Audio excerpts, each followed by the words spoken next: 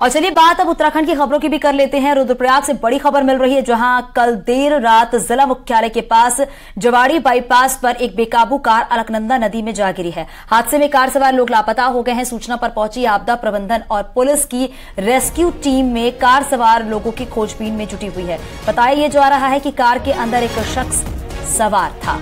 तो आपदा प्रबंधन और पुलिस रेस्क्यू में जुटी हुई है और हादसे के बाद कार सवार जो लोग हैं वो लापता हैं, जिनकी तलाश की जा रही है। लापता लोगों की तलाश में टीम जुटी हुई है। आपदा प्रबंधन पुलिस रेस्क्यू लगातार कर रही है ताकि जो लोग लापता हैं उन्हें ढूंढा जा सके। और कल देर रात की पूरी घटना बताई जा रही है। तो रुद्रप्रयाग से खबर सामने आई है, जहां पर ये कार गिरी और उसके बाद जो लोग थे कार सवार वो लापता बताए जा रहे हैं। हालांकि पुलिस की टीम मौके पर मौजूद है, रेस्क्यू किया जा रहा है, तलाश की जा रही है जो लोग लापता हैं। और अलकनंदा नदी में जब बेकाबू होकर ये कार गिरी उसके बाद ये बड़ा हादसा हुआ है। देर रात की पूरी घटना बताई जा रही है।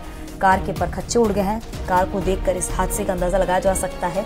ये एक्सक्लूसिव तस्वीर आप देख रहे हैं न्यूज 18 उत्तर प्रदेश उत्तराखंड पर। हालांकि बड़ी बात ये सामने निकल कर आ रही है कि जो कार सवार थे वो फिलहाल लापता बताए जा रहे हैं। उनके बारे में अभी तक कोई जानकारी नहीं मिल पाई है। हालांकि टीम जो है वो लगातार लगी हुई है ताकि जो लोग लापता हैं उनका रेस्क्यू किया जाए।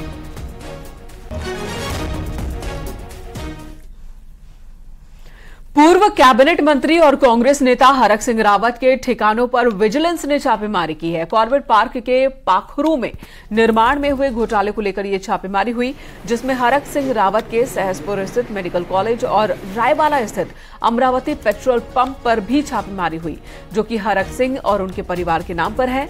विजिलेंस के मुताबिक 2 जनरेटर सरकारी पैसे से खरीदे गए थे, जिसे हरक सिंह की प्राइवेट प्रॉपर्टी में इस्तेमाल किया जा रहा था।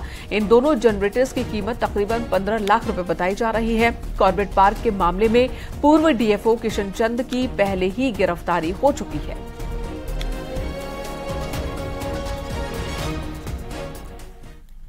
सूचना मिली थी कि कुछ प्रॉपर्टी सरकारी फंड से खरीदी गई और वो प्राइवेट प्लेसेस में है। तो उसे हमने कोर्ट के परमिशन से जहां पता चल रहा है वहां पे हमने छापा लगा रहे हैं। जैसे भी प्रॉपर्टी से रिकवर होगा और जैसे इन्वेस्टिगेशन आगे बढ़ेगा तब हम बताने की स्थिति में होंगे कि वो किसका था किसका नहीं था।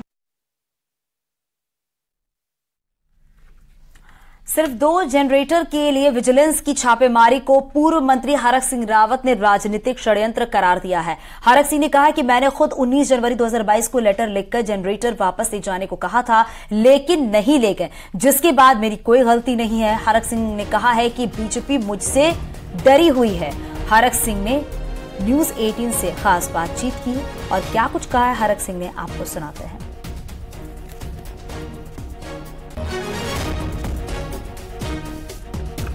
भावना से क्या हुआ काम है और जिस तरह पूरे देश के अंदर ईडी, सीबीआई, विजिलेंस, तमाम एजेंसियों का दुरुपयोग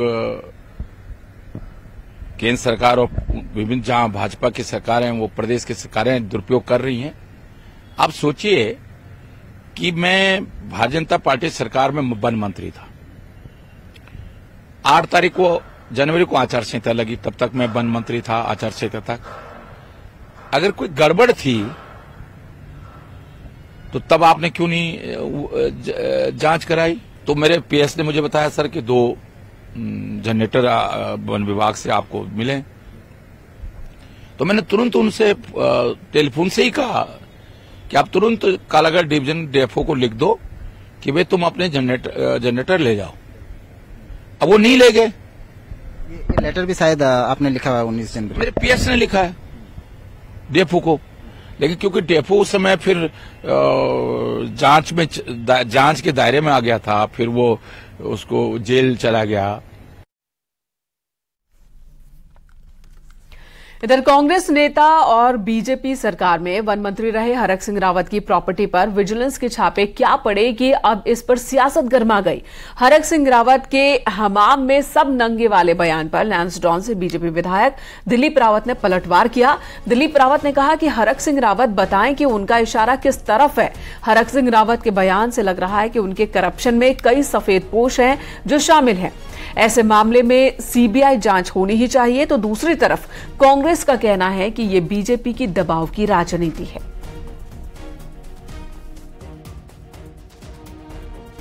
सिंह जी के यहाँ जो छापा पड़ा है और उनमें उनका ये बयान कि हमाम में सब नंगे हैं, बड़ा मैं समझता हूँ कि बड़ा गंभीर विषय है। और मेरी तो मांग है कि इसका मतलब है इनके पीछे बहुत सारे सफेद पोश लामबंद होकर ये कार्य कर रहे थे, तो निश्चित रूप से ये जांच जो है सीबीआई को सौंपनी चाहिए। देखिए, दबाव की राजनीति है। कांग्रेस पार्टी तो लगातार कह रही है कि जो व्यक्ति भाजपा की शरण में चला जाता है वो बेदाग हो जाता है। उससे पहले भाजपा के नेता लगातार भ्रष्टाचार के आरोप लगाते हैं।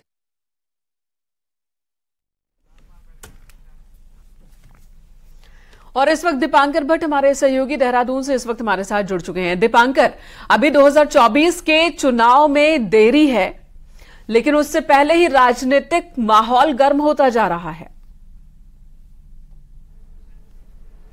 बिल्कुल मेनका, क्योंकि हरक सिंह रावत जब उत्तराखंड बनने के बाद लगातार यहां पर रहे और पावरफुल रहे, चाहे नेता विपक्ष रहे हो, मंत्री रहे हो। पिछली सरकार में वन मंत्री थे। कॉर्बेट में ये एक अवैध निर्माण का जो पूरा मामला है, इसमें खास बात यह है कि एक लेटर चीफ स्टैंडिंग काउंसिल ने 26 अगस्त को चीफ सेक्रेटरी उत्तराखंड और यहां के बाकी अधिकारियों को लिखा, फॉरेस्ट डिपार्टमेंट के, कि इसमें आपने अभी तक हरक सिंह रावत के खिलाफ क्या कार्रवाई की है।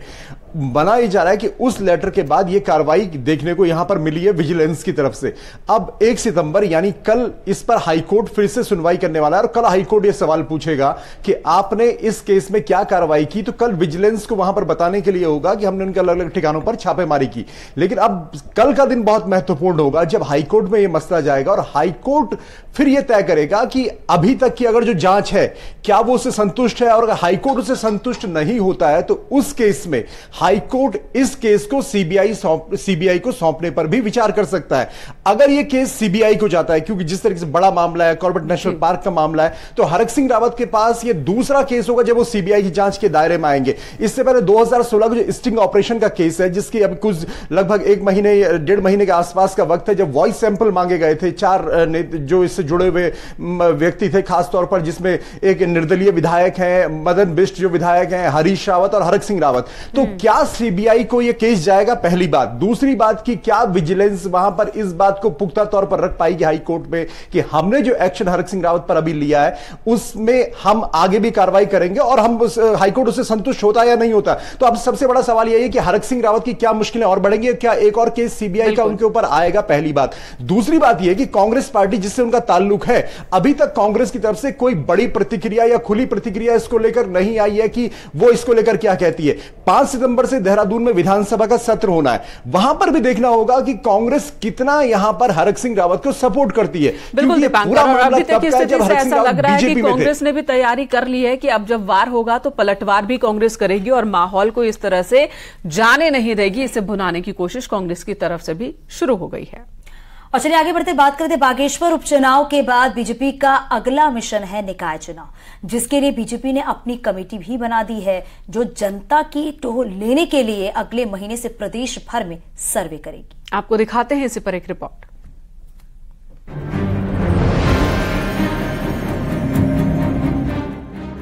उत्तराखंड की सत्तारूढ़ पार्टी बीजेपी चाहती है कि निकाय चुनाव हर हाल में नवंबर में हो जाएं। इसके लिए पार्टी संगठन ने अलग अलग लेवल पर कमेटी बना ली है, जो बागेश्वर चुनाव के बाद प्रदेश भर में सर्वे के लिए निकलेगी। पार्टी ने प्रत्याशियों के नाम चयन से लेकर मुद्दों समेत हर लेवल पर अपनी तैयारी तेज कर दी है और जनता का मन टटोलने और स्थानीय मुद्दों पर काम को लेकर 5 सितंबर के बाद प्रदेश भर में सर्वे करेगी। पार्टी ने अपने पंचायत प्रतिनिधियों की ट्रेनिंग से लेकर दूसरे कार्यक्रम भी तय कर दिए हैं। जहां तक पार्टी का सवाल है, पार्टी के द्वारा बागेश्वर चुनाव के बाद प्रत्याशियों की चयन की प्रक्रिया प्रारंभ हो जाएगी। उसके लिए समितियां हम लोग बनाएंगे, नगर निगम के लिए भी बनाएंगे और नगर पालिका नगर पंचायत के लिए समिति बनाएंगे। और 10 सितंबर के बाद वो समितियां पूरे उत्तराखंड में भ्रमण करने के पश्चात प्रत्याशियों की एक बार टोह लेने के लिए वो लोग जगह जगह जाकर बैठकें करेंगे। और एक कमेटी बना दी गई है। बागेश्वर चुनाव के बाद सभी लोग जिनको जहां भेजा जाएगा वो वहां जाएंगे। हमारी पूरी टीम जहां जहां पार्टी हमको निर्देशित करेगी, जहां भी भेजेगी, हम वहां जा करके महिलाओं की भूमिका चुनाव में क्या रहेगी, हमारा प्रत्याशी जहां भी जिसको भी प्रत्याशी बना दिया जाएगा उसकी जीत के लिए सभी महिलाएं काम करेंगी। वहीं कांग्रेस को लगता है कि बीजेपी का निकाय चुनाव को कराने का कोई इरादा नहीं है और भाजपा को ये बात पता है कि निकाय चुनाव उनके बिल्कुल पक्ष में नहीं आने वाले हैं। इसलिए ये सिर्फ एक जुमला मात्र है कि वो नवंबर में चुनाव चाहते हैं। उनका बस चले तो वो लोकसभा चुनाव तक तो निकाय चुनाव के बारे में सोचने की भी हालत में नहीं है। वैसे निकाय चुनाव नवंबर में प्रस्तावित हैं और बीजेपी ने इसके लिए अपनी तैयारी तेज कर दी है, क्योंकि उसे लगता है कि लोकसभा चुनाव से पहले अपने चुनावी विजय रथ को आगे बढ़ाया जा सके। न्यूज 18 के लिए देहरादून से भारती सकलानी ओनियाल की रिपोर्ट।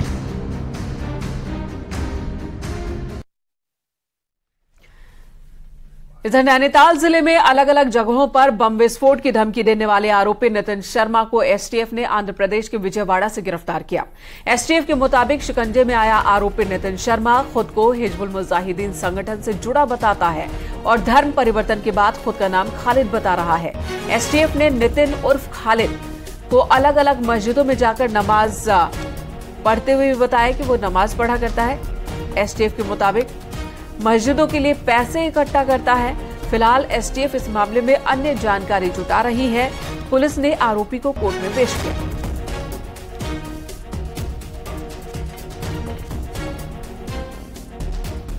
मेट्रोपोल कंपाउंड के अतिक्रमण हटाते समय किसी के द्वारा धमकी दी गई थी कि नैनीताल को बमों से उड़ा दिया जाएगा। इस मामले में तल्लीताल थाने में अभियोग पंजीकृत किया गया था। ये विवेचना एसटीएफ उत्तराखंड को दी गई थी। इसमें एसटीएफ के अधिकारियों द्वारा आज उस व्यक्ति को गिरफ्तार किया गया है। ये व्यक्ति विजयवाड़ा आंध्र प्रदेश से गिरफ्तार किया गया है। इसको माननीय न्यायालय के समक्ष पेश किया गया है।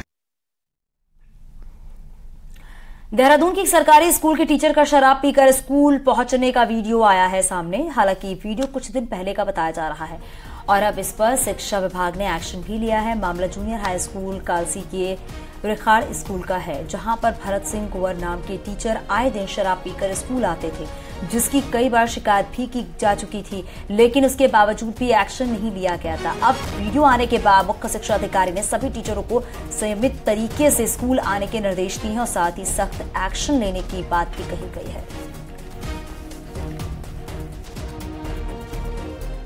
अगर कोई भी शिक्षक जो है शिक्षक की मर्यादा से भिन्न अगर आचरण करेगा तो जो आचरण नियमावली है उसके तहत जो है कार्रवाई की जाएगी। लेकिन हम इसको जनरलाइज नहीं कर सकते। इंडिविजुअल व्यक्ति अगर गलत काम करता है तो इंडिविजुअल के खिलाफ कार्रवाई की जाएगी।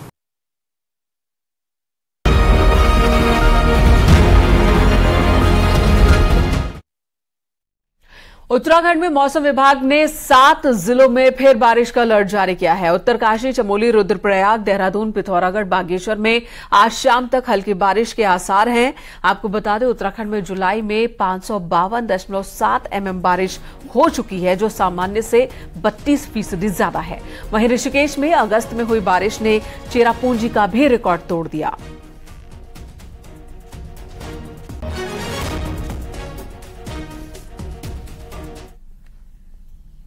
उत्तराखंड के नेशनल हाईवे और चारधाम रोड प्रोजेक्ट में जगह जगह लैंडस्लाइड जोन बन गए हैं और अब इनके ट्रीटमेंट के लिए केंद्र सरकार ने 900 करोड़ से ज्यादा की धनराशि जारी की है। इस पैसे से 80 से ज्यादा लैंडस्लाइड जोन का ट्रीटमेंट होगा। पूरे राज्य में नेशनल हाईवे पर 195 क्रॉनिक लैंडस्लाइड जोन है। राज्य सरकार ने पहले 155 डेंजर जोन का एस्टीमेट केंद्र को भेजा था और अब 40 का प्रस्ताव इसी महीने भेजा गया है।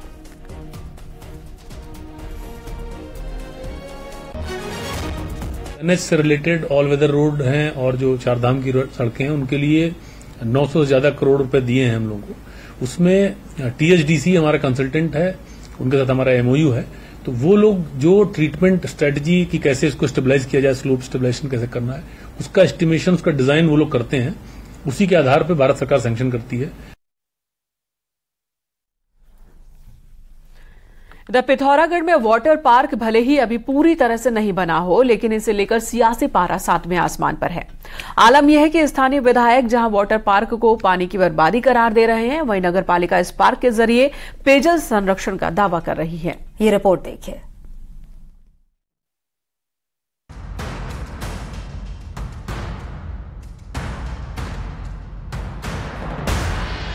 सोशल मीडिया पर वाटर पार्क का मजा लेते हुए पालिका अध्यक्ष की ये तस्वीर जिस तेजी से वायरल हुई, उतनी ही तेजी से पिथौरागढ़ का सियासी पारा भी चढ़ा है। क्षेत्रीय विधायक मयूख मेहर ने आरोप जड़ा कि 2 बूंद पानी के लिए तरसते लोगों के साथ ये नगर पालिका का भद्दा मजाक है। साथ ही विधायक का कहना है कि वाटर पार्क को बनाने के लिए जहां एक पेयजल योजना की बलि चढ़ाई गई है, वहीं 80 करोड़ की आंवला घाट पेयजल योजना के पानी से स्विमिंग पूल को तर किया जा रहा है, वो भी तब जब शहर में 2 बूंद पानी के लिए हाहाकार मचा हो। अब प्रश्न ये उठता है कि पिथौरागढ़ वासियों के लिए पेयजल जरूरी है या स्विमिंग पूल में स्विमिंग करना जरूरी है। और दूसरी बात यह है कि जब ऑलरेडी वहां पर एक पेयजल योजना स्थापित थी और जो निर्बाध रूप से चल रही थी, उसको तोड़ने की क्या आवश्यकता पड़ी। असल में पिथौरागढ़ के चंडाक में नगर पालिका एक वाटर पार्क बना रही है। 50 मीटर लंबे 15 मीटर चौड़े इस पार्क को बनाने में अब तक 1 करोड़ 68 लाख रुपए खर्च हो चुके हैं। बावजूद इसके अभी भी पार्क पूरी तरह बना नहीं है। नगर पालिका का दावा है कि वाटर पार्क बनने से जहां वाटर स्पोर्ट्स को बढ़ावा मिलेगा, वहीं लोगों को नया पर्यटन केंद्र भी मौज मस्ती के लिए मिलेगा। पालिका की माने तो स्विमिंग पूल के लिए पेयजल योजनाओं के बजाय बरसात के पानी का इस्तेमाल किया जा रहा है। आंवला घाट से किसी तरह का या किसी भी अन्य योजना से हम किसी तरह भी का जल नहीं ले रहे। हम वर्षा द्वारा प्राकृतिक जल के संवर्धन, संचयन एवं पुनर्गठन हेतु हमने वहां पर तालाब बनाया है। पिथौरागढ़ में 2 बूंद पानी के लिए सियासी खेल दशकों से जारी है। इस खेल में कभी किसी को मात मिलती है, किसी को जीत, लेकिन वाटर पार्क के नाम पर जारी सियासी संग्राम का अंत क्या होगा ये फिलहाल कहना कठिन है। लेकिन हाँ, इतना जरूर है, बीजेपी के पालिका अध्यक्ष और कांग्रेस के विधायक के बीच वाटर पार्क को लेकर तलवारें पूरी तरह खींची हैं। न्यूज़ 18 के लिए पिथौरागढ़ से विजयवर्धन उप्रेती की रिपोर्ट।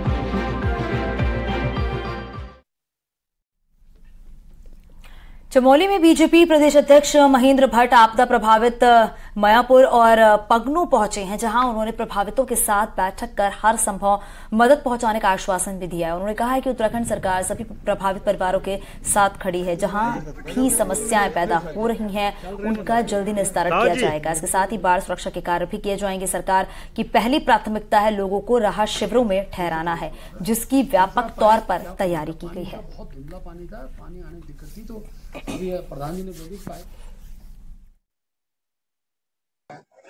मुख्य रूप से पेयजल की समस्या का विषय था। राशन नहीं पहुंच पा रही थी। आज मैंने जिलाधिकारी महोदय को से बात करने के बाद जिलाधिकारी महोदय ने हमको आश्वस्त किया है कि यहाँ राशन की व्यवस्था, इसके साथ साथ पेयजल की व्यवस्था दुरुस्त की जाएगी। 10 परिवार जो जिनके घर टूट चुके हैं उनको आवश्यक धनराशि के रूप में राशि मिलेगी। उसके बाद मानकानुसार जो क्षत्रिय भवन की धनराशि दी जाती है उन सबको दी जाएगी।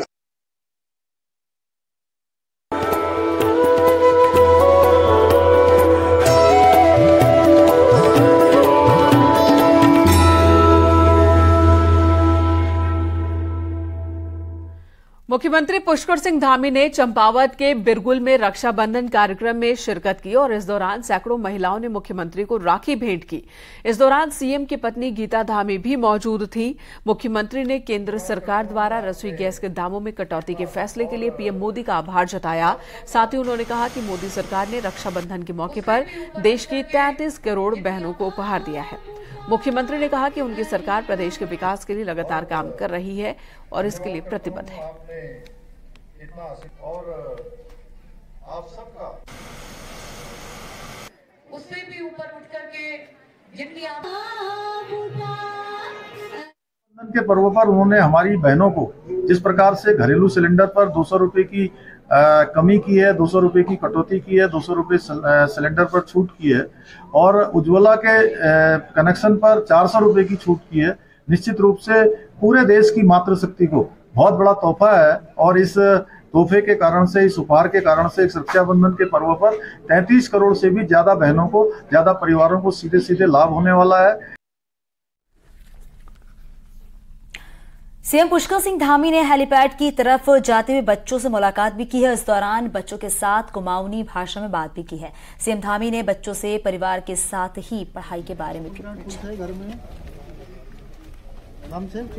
तो बच्चों के साथ कुमाऊनी में बातचीत करते हुए सीएम पुष्कर सिंह धामी और परिवार के साथ पढ़ाई के बारे में भी पूछा। सीएम पुष्कर सिंह धामी ने बच्चों से मुलाकात की, बच्चों से बातचीत की। सीएम पुष्कर सिंह धामी ने पहाड़ी बोलो, पहाड़ी में बोलो। के नाम से तेरे स्कूल में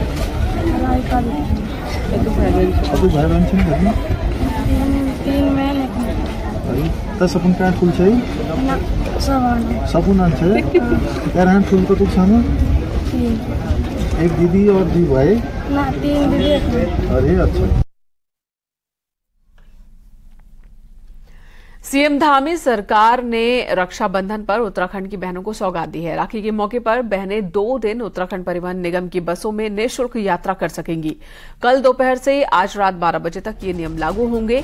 बहनें उत्तराखंड समेत दूसरे राज्यों से होकर जाने वाले उत्तराखंड परिवहन निगम की बसों में भी फ्री यात्रा का लाभ उठा सकती हैं।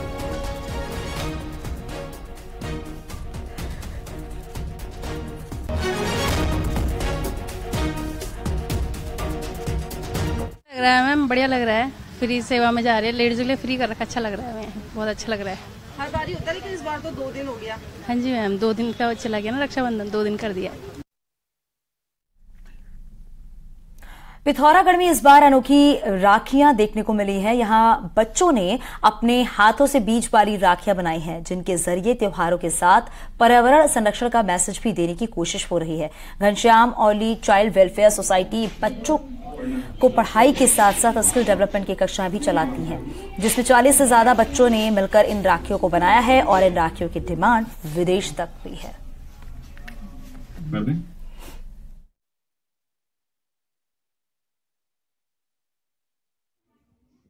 जैसे कि हम अपने पहाड़ी कल्चर में उगाते हैं, भट्टे हो गए, मांस हो गए, धनिया, हल्दी, ये सब हो गए, तो उसी चीजों के सीड जो होंगे वो हमारी राखीज में होंगे। और जब भी हम ये राखीज पहनेंगे तो हम इसको कहीं पे दफना देंगे या गाड़ देंगे। इससे एक नया पौधा निकलेगा जो कि कहीं ना कहीं हमारे पर्यावरण को समर्पित होगा। मोर देन 5 लाख राखीज हम लोग अभी तक बना चुके हैं, जो कि पूरे के पूरे इंडिया और इसके साथ साथ बाहर भी जाती है। जर्मनी से काफी अच्छा रिस्पांस है राखीज का हमारे, क्योंकि हम इससे पहले एपन की राखियां, पेरुल की राखियां, चीड़ की राखियां, इन सब पे काम कर रहे थे। इस बार हमने ये सोचा कि कैसे पर्यावरण के और ज्यादा करीब जाया जाए, तो नियरली 25-26 बच्चों की एक टीम के साथ हम लोगों ने स्किल डेवलपमेंट एक प्रोग्राम शुरू किया। रक्षाबंधन भाई बहन का त्योहार है। बहनें अपने भाइयों की कलाई पर राखी बांधती हैं, जो प्यार और सुरक्षा का प्रतीक है। सुबह सुबह शुभ मुहूर्त में भाई ने अल्मोड़ा में भी बहन की कलाई पर एक राखी बांधी। यहां पर देखिए, बहन ने भाई की कलाई पर राखी बांधी, मिठाई खिलाई और रक्षाबंधन का त्योहार मनाया। आज ही के दिन जनेऊ पूर्णिमा भी मनाई जाती है, जब पुरुष नई जनेऊ धारण करते हैं।